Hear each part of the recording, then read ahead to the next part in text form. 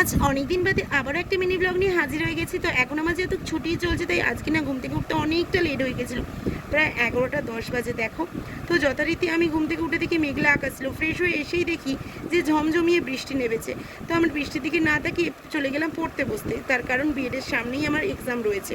তো তারপরে আগের দিন রাত্রে ভেজানো ছিল চিয়া সিডস, তো ওইটাই আমি খেতে লাগলাম। আর এটা খেতে খেতে পড়াটাও মোটামুটি অর্ধেক হয়ে গেল। তারপরে একটুখানি ফুল তুলতে গেলাম। কেউ বলবে একটু আগে বৃষ্টি হয়েছে, আর এই দেখো ফুল গাছের তলায় এই মহাশয়া বসে আছে, আমাদের কেমন ড্যাপ ড্যাপ করে তাকাচ্ছে। তো আমি ওকে আর ডিস্টার্ব করিনি, আমি গেছিলাম ফুল তুলতে। তো আমি চটপট ফুলগুলো তুলে নিলাম, আর তারপর দেখলাম আমাদের আখ গাছগুলো কিরকম শুয়ে পড়েছে। তারপরে দেখি একটা কি ছোট্ট কলা গাছে কাঁচকলাও হয়েছে। তারপরে বাড়ি এসে স্নান টান সেরে নিয়ে দিলাম পুজোটা। পুজো দিয়ে উঠে ভীষণ খিদে পেয়ে গেছিলো, তাই খেতে বসেছিলাম। আজকের খাবারে ছিল পেঁপে সিদ্ধ, একটা কাঁচা লঙ্কা, লেবু, আর তার সাথে ছিল একটু ঢ্যাঁড়সের তরকারি। খেয়ে দিয়ে উঠে আমি আবার খেয়ে নিয়েছিলাম একটু টক দই। তো আমি টক দইটা খেতে থাকি, আর এরকম ভিডিও দেখতে চ্যানেলটা সাবস্ক্রাইব করে দাও।